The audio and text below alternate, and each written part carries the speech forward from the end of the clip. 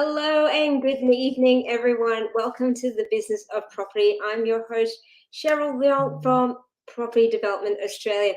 I begin today by acknowledging the traditional custodians of the land on which we virtually meet today and pay my respects to the elders past and present. I extend that respect to Aboriginal and Torres Strait Islander people here today. And also to anyone that's celebrating Chinese New Year, Happy Lunar New Year or Gong Hei Fat Choi to everyone, wishing everyone that's listening into the business of property an abundant, a prosperous, a joyful year filled with happiness and love and lots of projects as well. So let's dive into it. Hello, everyone in Facebook, LinkedIn, and YouTube land. Give me a shout out if you're here with us today in the comments below. Hi. And kicking off our Build Your Team series on the business of property, I'll be speaking to an urban planner, Eli Gescheit from Urban Planning, who's an experienced urban planner with over 14 years working in various councils and consultancies, predominantly in New South Wales. His specialisation is in residential projects in the Sydney Metro. So Ellie is going to be sharing with us some of the basics around, who is an urban planner, when to use an urban planner, and also talking us through some of the basics around the Land and Environmental Court as well. So without further ado, Ellie, please come down to join us. Hey Cheryl, thanks for inviting me tonight. Great to have you here. Thank you very much for being here today. So Ellie, tell us a little bit about your background in planning, how long you've been in planning and when you started your own practice. Yeah, sure. Good question. So I've been practicing as a town planner for probably the last 14 years or so. I've had a wide range of experience in different councils, in Waverley Council as well as Hurstville Council, which is now known as George River. Worked at Urbis, probably the largest planning firm in the country. And the last 7 years or so, I've been running my own practice based in Sydney. Fantastic. So we're part of the Build Your Team series. We want to give people an understanding of who they need in their team if you're putting together development projects. So let's start off with the basics. What is an urban planner? And then we can talk about the role of the urban planner. Okay. Who is an urban planner? Good question. For those that might remember the game SimCity, where you used to be able to build towns and communities, on your computer. Is that Minecraft now? Is that the new thing? I think now it's probably Minecraft, where you get to build things. But back then, I don't know if the computer program is still around, but basically you'd be able to build cities and roads and schools and things like that. Well, is town planning, but most town planners don't really have the opportunity, let's say, to build new towns and cities and suburbs, especially here in Sydney, where as you know, things are pretty jam-packed in Sydney. So what the most popular, I guess, most common role a town planner or an urban planner gets involved with is really if, for example, mum and dad want to renovate their home. It needs to go through the council approval process, known in New South Wales as a development application or a DA. Or on the other side, if it's a developer wanting to get a block of apartments approved, or a childcare centre, or potentially sometimes you need a town planner if you're opening up a new business, like a shop or a restaurant. So that's really the bread and butter of what a town planner does, and that's really the main focus is DAs and dealing with councils on a daily basis. And another aspect of what an urban planner does is give development advice on properties. So it might be a property where someone's looking to purchase it on the market or off the market, or it's a property where someone owns and they want to know what they can do with the property. So an urban planner naturally can navigate through the minefield of all the planning red tape, the LEPs and the DCPs, the various planning controls, and interpret how those controls can apply to that piece of land, as well as how you can the client or developer or mum and dad can maximize what they can do on their Yeah. piece of land. Yeah. So would you say, much like, say, doing your own accounts, that you could probably do your own accounts and lodge your own planning application yourself, but if you don't know the ins and the outs, Yeah. it's likely you're going to miss something or probably get it wrong. Yeah, and unfortunately, those types of clients come to me after the fact. So they might come to me with a refusal to say, Ellie, I've got a refusal. What do I do? So I go in there and, kind of clean everything up and relodge the application with a new package. So that's fairly common. But in saying that, not every project requires a town planner, especially a small project. I would love it if I didn't have to get involved in smaller projects. But these days, the planning controls are very complicated, and the council are also very difficult to deal with. So naturally, it's difficult for a mum and dad to deal with council. So the next person in line would be the architect or the building designer. But also, they're not fully up to speed with how councils operate and the planning control. So that's why more often than not, you do have to engage an urban planner to help you steer the process through council.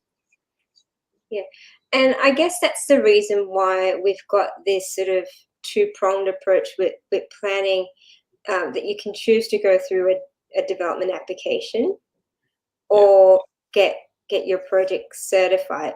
Can you just on a high level tell us what the difference is between a DA and a compliant development? Sure. So there are actually three pathways of getting an approval, a project approved. The third one, it's probably the least known. It's called exempt development. I know you didn't ask me that question, but a lot of it is like cosmetic work and internal changes. So you can do some cosmetic work to your house without council approval. You can also, like, if it's a business moving into a shop and it's a clothes shop or a restaurant, there is an ability to change the use without going through council. So I'll just let your listeners know that there is an ability to do that. But more often than not, you do need some type of approval. Like, obviously, if it's a new house, you need approval. So let's run with the, I guess, example of a house or a new house. So there are two main streams of getting an approval for a house. So they are a DA, a development application, which is through the local council.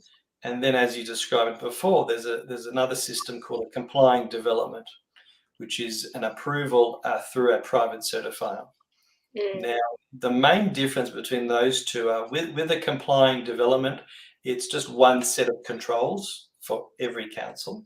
So it's the same height, same floor space control. For every site is different, but it's generally one set of controls that you have to look at. Where it's under a policy called a SEP, or it's called the New South Wales Housing Code. A lot of people know it by that name. Whereas if you lodge a DA, you're going with, let's say it's a house in Ryde Council, so you have to look at the Ryde Council planning controls. There's an LEP and there's a DCP, a local environmental plan, and a development control plan, for those that don't know those terms. And whereas if you go to the next suburb, which might be, let's say, Parramatta, or whatever the next suburb to Ryde, it's a different controls that you have to look at. So that I guess is probably one of the many differences between the two systems. Yeah. The other, I guess, probably one of the most valuable or beneficial benefits of doing, let's say, complying development is it's much quicker. So once you've got all your paperwork or your plans ready to go for your new house, you send it to your certifier, and they have a couple of weeks. It takes them a couple of weeks to approve it. It's because you've prepared so well with all your consultants and your documentation, because 100% it complies. Because if it's a centimetre above the regulations, it has to be a DA. So there's no grey area. Whereas in a DA, in a DA, there's a bit of grey area. There's a bit of room to move. Mm. Back to the timing. Whereas a DA, you could be sitting in there 6 months without a decision, even 12 months without a decision.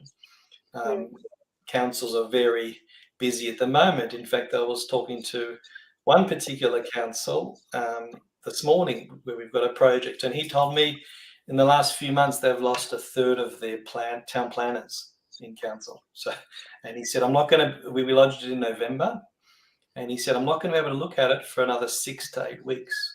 So that's going to bring it up to what, April or something, and we lodged it in November.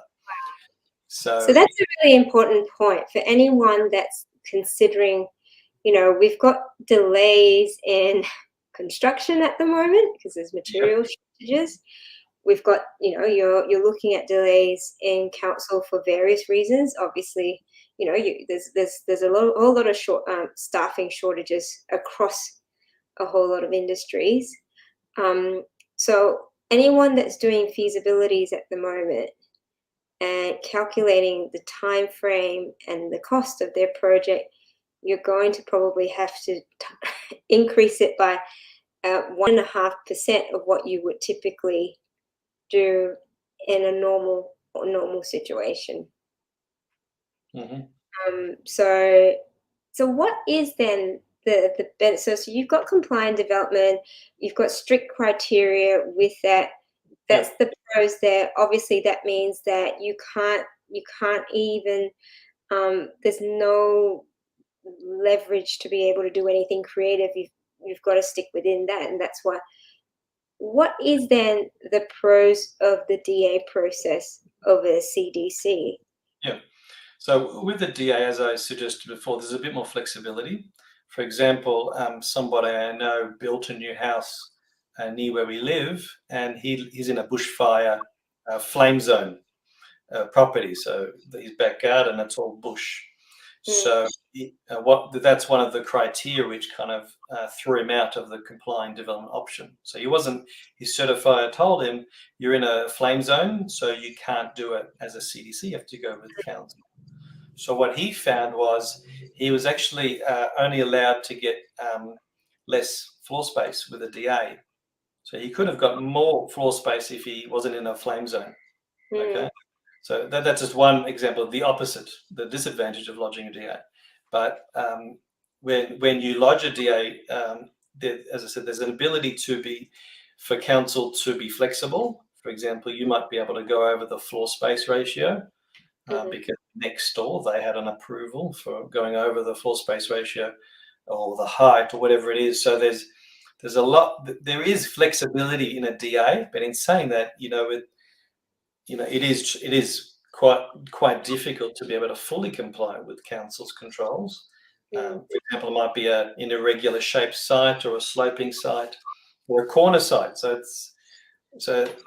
there is a mechanism which allows council to be flexible, but that flexibility it's quite broad. Yeah, absolutely. And also with a DA, I should point out, there's no guarantee you'll get it approved, which is quite important to know. With a complying development, if it ticks all the boxes, then you're good to go. But with the DA, I've had projects where we've fully complied with everything, and council have said, well, no, you have to bring the top level in a bit more because of the streetscape and all these really subjective concerns. So, and I advise all my clients, while we can't guarantee you an approval, we can guarantee we'll do everything in our abilities to give you the best possible chance of an approval. Yeah. And that's the other thing, like public notification. Yeah. You've got to do that in the DA process, but not in a compliant development.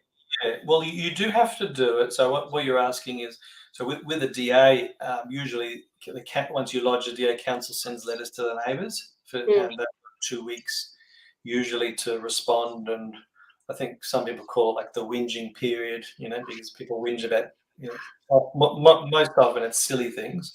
That's a good name for it, the whinging period. Yeah. Whereas with a complying development, the certifier has to send letters to the neighbours, It's basically a courtesy saying we've approved it, and here are the plan. Here it is. And in fact, I don't think the certifier sends out the plans to the neighbours. So So it's more a notification rather than a process of approval. yeah, they're not asking for comments. They're saying, just beware. You've got in the next few months or whatever, you're going to expect a new house that's going to be built next to you, but it does tick all the boxes. It does comply with all the regulations. Yeah. And also objections. I tell my clients, if you get objections, it's going to delay the process. And most DAs I get involved with, we do receive objections from the neighbours. But having worked in councils before, the council officers can kind of filter what's kind of a valid concern and what's just probably silly, like they're going to devalue my property or something. Whereas it might be a legitimate concern that, hey, if they build this new house, they're going to block my views of the opera house or the Harbour Bridge, which is certainly a valid concern. And so at what point, because I and this is sort of an educational piece, obviously, for me, it's at what point, because we're having these delays in council, can you take your decision, your application to the Land and Environmental Court? You can. You certainly can. I've been there many times in court, and usually we win. But it's not a nice process, I must admit. You don't want to get lawyers involved. Obviously, if your clients are mum and dad, sure, you don't want them going through that whole process. If it's a developer where they're trying to get 50 units on a block of land, that there's no real, it's just, the value of them to take it to court, it might be one extra unit or something that they can get.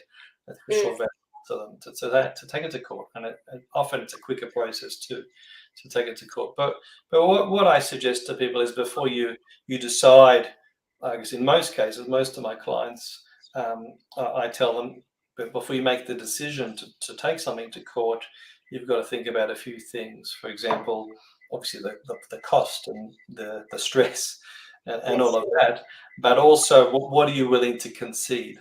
So if it's a development with 50 units, you might have to concede on 45 units. Because these days, well, not these days, for the last, 10, 15 years, maybe more, the Land Environment Court focuses on mediation. So while it's called the Land Environment Court, most times you never ever sit in a courtroom. There's kind of two processes, two stages. The first stage is mediation. And if mediation breaks down, then certainly it goes to a full hearing in front of a commissioner in court, where you are, examined and all of that by solicitors and barristers sometimes if you have to. When I get involved in court cases, I have to act as an expert witness, which is it's a fun type of thing to do. But going to court is not for everybody. But if you're trying to push things along, or you want to get something which certainly it might have got refused already in council, and if you try to go back to council, it might get refused again. But if you go to court, I find councils, particularly council staff, are more inclined to negotiate with you and come to the table, rather than obviously it depends on the scale of the development, but there is a real push for an appeal in court to encourage mediation, and often that works.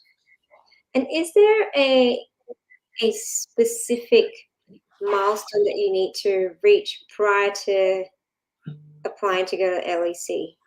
Yeah, so there are a few different triggers, I guess. The first one is once you've lodged your DA, you've got 42 days after 42 days, you can lodge the appeal. However, there's kind of a loophole there where a lot of councils know this loophole, this 42-day time limit. If the council sends you a letter asking for more information within that 42-day period, then you can't take it to court, right? So that's one way councils try to prevent you taking it from court. And another way is if you end up with a refusal, that you've got 6 months to lodge your appeal. To lodge your appeal. And there are other different time frames too, but it is pretty time sensitive lodging an appeal with council. So there is, as I alluded to before, there is an ability. You don't have to go to court with a refusal. You can go to court while the DA is still waiting and might be in there for 6 months or 12 months or 2 years. You can take it, in most cases, almost any time you can take it to court. But I guess you've just got to watch out for these little triggers, like if council sends you, a letter for more information within the 42 days. So the situation where council, you might have lodged an application, but you haven't heard back from council within 42 days, that's when, that's one of the triggers to say, I'm going to take that to court. More than that, 42 days, that's almost a month and a half. You'd like to think that at least someone would send you something. You would hope so, yeah. I know they're busy, but is that something sufficient for it to be an acknowledgement of the application, or do it needs to be further than that? Yeah, they have to send a formal request for information. So they might say, we need an acoustic report, or you need to change your plans, or there's a non-compliance. Yeah, so there are certain things which they have to ask for, which kind of stops the clock. So, Ellie, particularly in New South Wales, and you're dealing particularly in the Sydney metro area, are you noticing any particular type of trends as the type of developments people are doing, the type of, whether it's DA, CDC that you're seeing that is coming up more so than previously? I would say so, yeah. So now with CDCs, with a compliant development, you can actually get a dual occupancy approved for the last year or two. It is still quite a new system. You can even get townhouses through that also. In other words, you can bypass council. So that's becoming a trend, I think. But one of as far as DAs are concerned, I am seeing also dual occupancies very popular all around Sydney. Obviously, it's got to be permitted in your local council to do a dual occupancy, and the site has to be big enough and all of that. But that's what I'm seeing is becoming pretty common. There used to be a trend of boarding houses, as you're probably well aware of those, but slowly but surely the government has been changing the state policies for boarding houses to make it more restrictive. So I'm finding boarding houses are becoming a lot more challenging to get approved in councils. But certainly small to medium residential projects is fairly common at the moment in Sydney.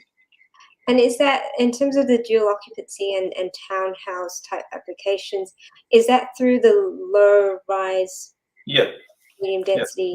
It's a long one. It is a long one, but it all comes under the same policy, the SEP, exempt and complying, which started, I think, in 2008. But since then, the government has just tacked on all these different policies. So it is the low rise code, or whatever it's called. And it's embedded in that. And going back to your comment around the boarding houses, and I've got a personal interest in that because I'm developing co-living properties as well. Was it not the government's initial intention to provide more affordable housing and rentals? Yeah, it was. And the policy also said you get a bonus FSR if you're doing boarding house. The policy also 0.5 for one FSR bonus. The policy also was very flexible with parking. You only needed, I think, 0.2 car spaces per room. Was there a land tax exemption or something similar to that as well? There could be. I'm not familiar with that. So there was, for example, 0.2 spaces per room, whereas an apartment building, you need to have one full space per apartment. But the government bumped it up to 0.5 car spaces. So I had when these changes first came out, well, usually, and people should be aware of this, usually when there's changes to planning legislation, there's something called a savings provision, where basically the government will introduce new policies. Let's say today there's the new policy, but yesterday I might have lodged my DA. So the controls that applied yesterday apply, and the controls today don't apply. So, whereas with some of the changes they made with boarding houses, there was no savings provision. So they had all of these boarding house projects. I had at least 2 projects that were affected by these changes. So one of our projects we had was a 10-story boarding house in Lidcombe, and we had, I think, 2 or 3 levels of basement. And so just changing it from 0.2 to 0.5 car spaces, we needed to double the amount of car spaces. So my client would have had to excavate another 2 or 3 levels, and they found it just to be too unfeasible, and we had to withdraw the DA. So there are that case, as well as when the government changes policies and they don't have this savings provision, which is kind of a legal loophole, that it's very uncommon. So it caught the industry by surprise. Yes, and I know that during that time there was obviously a bit of an uproar from all the developers who had done these feasibilities, and within pretty much overnight, there were these changes in the. It was quite sneaky. Yes. But I think, as you said, well, why would they do this when they're trying to encourage affordable housing? Well, and you now have something called a housing SIP, which further restricts. That was released mid-December. That's been on the cards for probably, I think, 1 or 2 years. So that further restricts boarding houses. So for those who are looking at providing sort of affordable housing, and particularly affordable rentals within the planning environment, what are the options that you can see that are working well, that aren't necessarily, boarding houses per se? Well, you can do granny flats. That's still considered, in a way, affordable housing. Yeah. You can even do a granny flat through a private certified. So and I have given presentations before COVID and seminars to mum and dad developers, face to face, who are just starting off in their development career, in their property development career, and often I see them buying a property and trying to whack on a granny flat out the back. You can do that through it. If you're lucky, you can do it through a private certifier and avoid council. So that's I think is quite if you're just starting off, that's quite a pretty good model to start with, as affordable housing is concerned. And the minimum lot size for that is 450. 450, yeah. So if it's 449, it's got to go to council with a DA. Yes, 450 plus, everyone. And boarding houses, if that's something that you really want to get into, make sure that you absolutely understand. We've got a few developers in the community that are doing boarding houses quite well, but I do know as well, many people are finding it difficult from a feasibility point of view with the planning requirements, but also the actual construction costs, making sure you get the construction costs within what works well for that sort of development also. So that's really interesting. I'd love for anyone that's joining us today, if you have any comments, any questions for Ellie, please feel free to ask. We've got a few people saying hello there. So Ellie, those of you who are in New South Wales and you are looking at sort of that residential space, I know that it's not only residential. What other types of developments projects do you look after?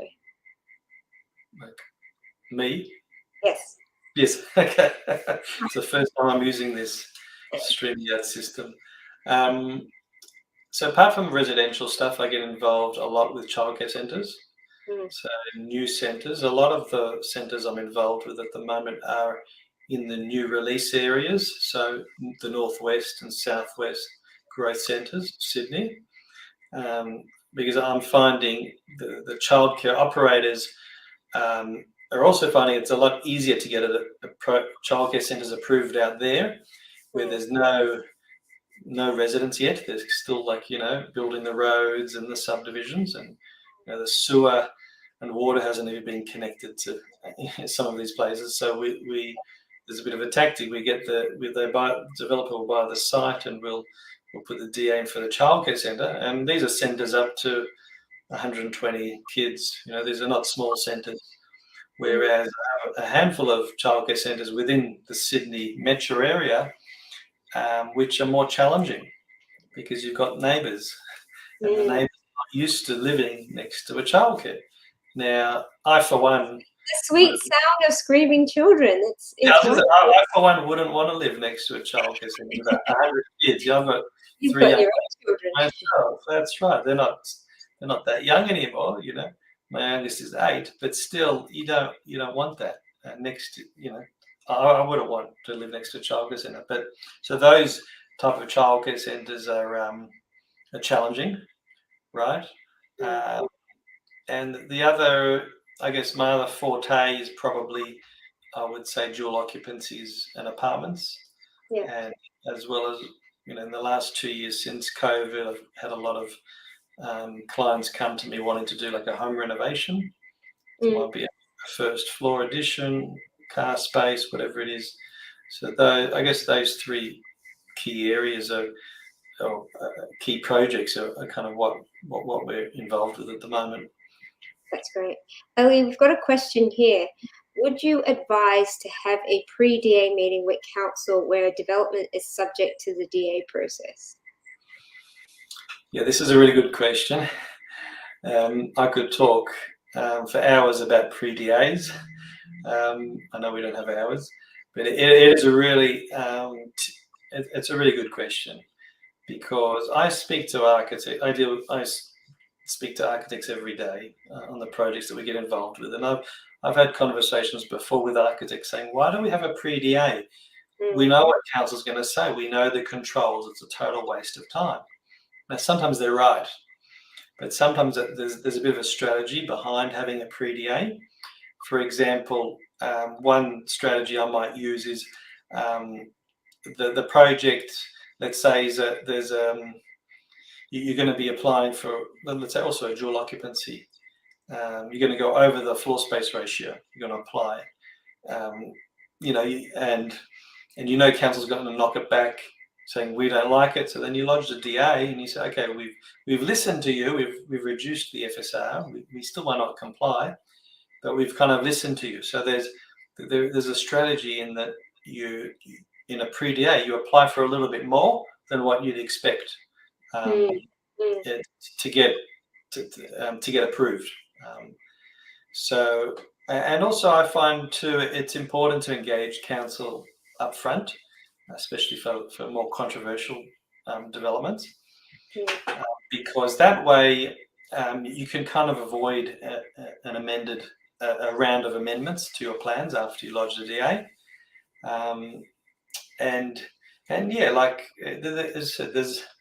Whereas if your client is not going to listen to council, say, oh, not going to listen to them anyway, let's lodge the DA. So you might go with that, and more often than not, the council will raise the issues that, for example, I've told the client, and usually when I have a pre-DA meeting with council, I'll tell the clients 95% of what the issues are going to be, right? But there's always that 5% where council have said, well, actually, it's under the flight path, and you should submit an acoustic report, which is quite, which is not a big deal, or there's some other major thing that they've picked up that you might have missed.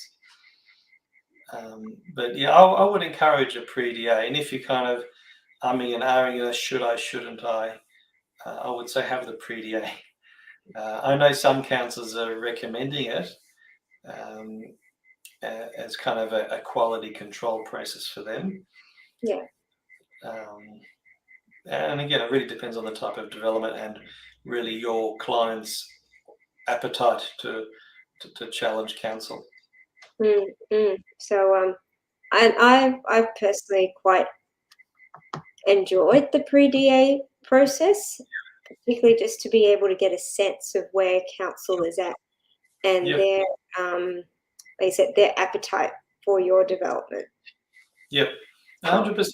But in saying that, a pre-DA, one of the beauties with the pre-DA is you'll get minutes after the meeting, but the minutes might take the minutes the council sends you, but the minutes might take a few weeks for them to send it to you. But what I do is I like to write my own notes during the meeting, especially because sometimes they'll tell you some clues that they don't actually write.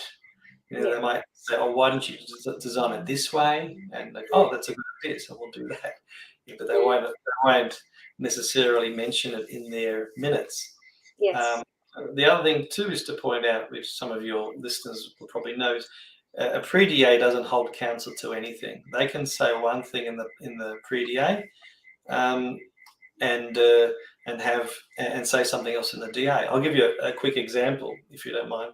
I had an email come through yesterday from a particular council in Sydney, where we lodged a DA for a new house on like a triangular shaped site in a new subdivided area, and the architect had 2 pre-DA meetings with council, like informal meetings that were booked in, and in both meetings, the council officers, there were 2 different officers, they said you should design it this way, okay.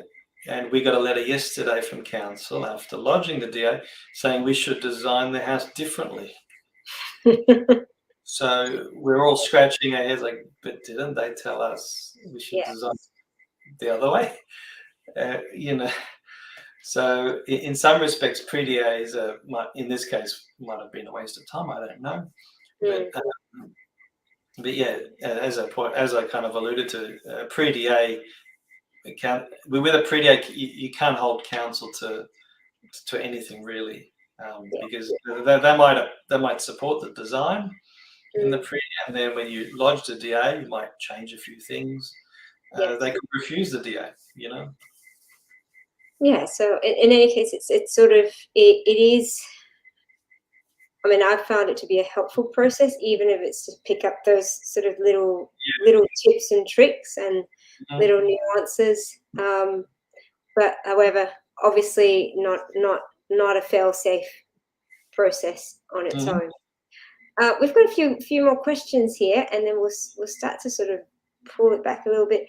What kind of challenges do applications for childcare centres have over existing infrastructure? Hopefully I've understood that question correctly.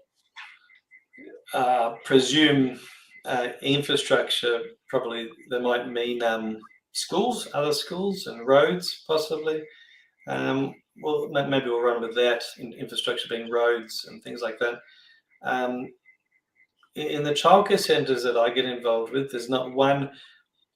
You do need mind you, you do need a lot more consultants on your team for a childcare centre. One of them being a traffic consultant. I've never ever read a traffic report that says the childcare centre is going to create a disaster in the street. There's going to be no parking, and traffic is going to be a disaster. I've never ever read a traffic report that says that.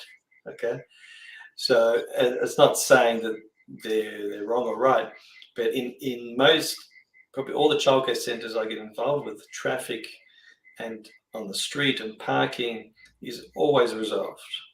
we can always, and council agrees with us. They might say all the issues, parking is fine, but the issue might be the design, or there's too many kids, or there's not enough garden or play area.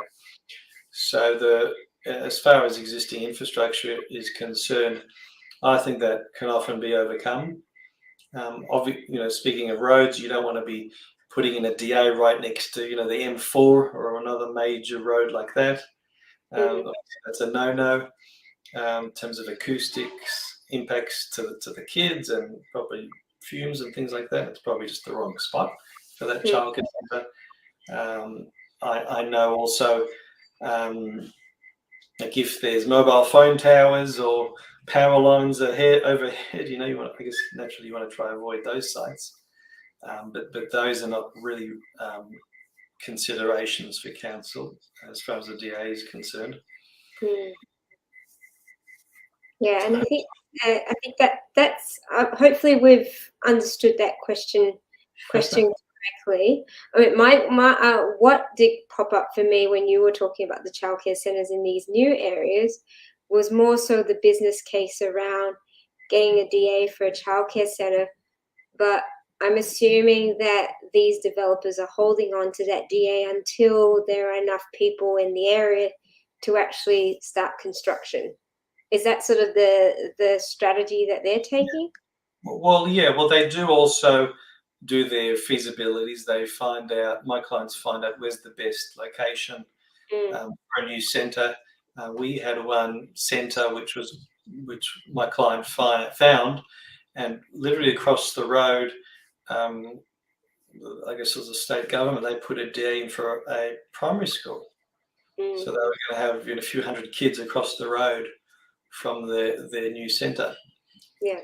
But there is certainly a timing factor with centres in the growth centres, because they have to wait for the sewer and the water to connect and all of that stuff, and they might have to wait for the subdivision to be finalised and registering the lot where the childcare centre is going to be.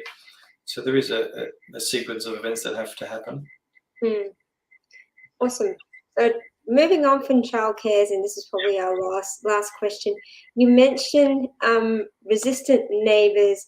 However, in discussing development assessment panels, you clarified that objections might be based on existing controls and prohibitions. Let me reread that. You mentioned resistant neighbours.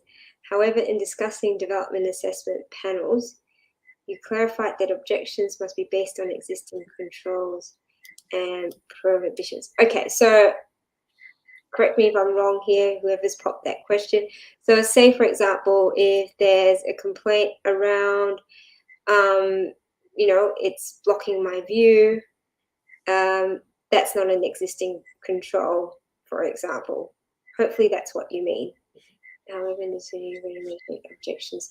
So is that correct, that the objections for council to Well, yeah, I think I'm understanding it correctly now. Like I said before, an objection, neighbours have the ability to say whatever they want about the development going up next door or in front of them. But things they can't, I recommend they don't say, are things like it's going to devalue my property, or it's going to destroy my outlook of my tree, or it's going to block my sunlight, even though with the orientation of where they're built, the building's going to be, it's not going to block their sunlight at all. So there's a lot of, as well as residents, can't read plans, which is fair enough. So they might have a general they might have no idea of what's being built. They don't understand it properly. So that's possibly why councils receive letters, objection letters, which are kind of, as I said before, it might be a bit silly. But if it's a legitimate concern, like the neighbour's window is going to be looking in my bedroom window or my balcony, or legitimate privacy concerns, which perhaps the developer has missed, and maybe it might be something that the council officers would have missed. It's definitely an important thing for the neighbours to flag this issue with council. Yeah. So I'm not suggesting nobody objects to any DAs. I would just suggest that if you're, and this is what I tell people too, is if you're going to lodge an objection, you have to try to get something out of it. I tell people there's two ways you can write an objection letter. One is it might be a 10-story building going up next to you, and you've got a 1-story house, and you just want council to refuse it. So that's one way the objection letter can be written. Or another way is might be a development that's kind of okay. That so it's not. It is still an objection letter, but you might write to council, I'm okay with it, subject to them, moving the building a little bit further away from me, or removing that window so it doesn't face my bedroom. So those, I guess, are the two types of objection letters that I recommend for people. Yeah. So there's the blatant, I just don't want it, and then there's the other, providing some sort of a workable solution. Yeah, and NIMBYism, not in my backyard, and it happens all the time. Absolutely. You can't avoid it. No. We've had those. We've had ones where they've neighbours have complained about the big tree supposedly in our backyard being taken down. Turned out the tree wasn't in our backyard, and the tree wasn't being taken down. So love it. People sort of, like you said, with kids you have the witching hour, and I guess we're planning there's the whinging hour. Yeah, I as like well. that. The witching hour. Well, thank you, Ellie, for sharing your time and your knowledge. For anyone that's keen to have a chat to Ellie about any of your residential, potentially childcare type developments as well, reach out to him. We'll pop in his email, ellie@nevonplanning.com. Is it .au? Yeah. Perfect. And your website as well. Let me just check that. It's nevonplanning.com.au as well. You're really quite active on LinkedIn, so reach out to Ellie on LinkedIn. Also, that's one of the places we got connected, because he's constantly sharing a lot of value on there, and providing some topics to actually raise conversations around, particularly in the planning and development space. So thank you for your time. Again, everyone that joined us this evening, thank you for your contribution and your comments. Happy New Year again. I will see you all in the next series of the Business of Property. Next week, we'll have someone else in your Build Your Team series. So make sure you subscribe and visit our YouTube page. It's under my name, Cheryl Leong, and where you can find all our past Business of Property videos. And if you found value in our show, I appreciate if you click the like button and subscribe as well. So till next week, you take care, stay safe, everyone, and we'll see you soon. Cheers. Bye-bye.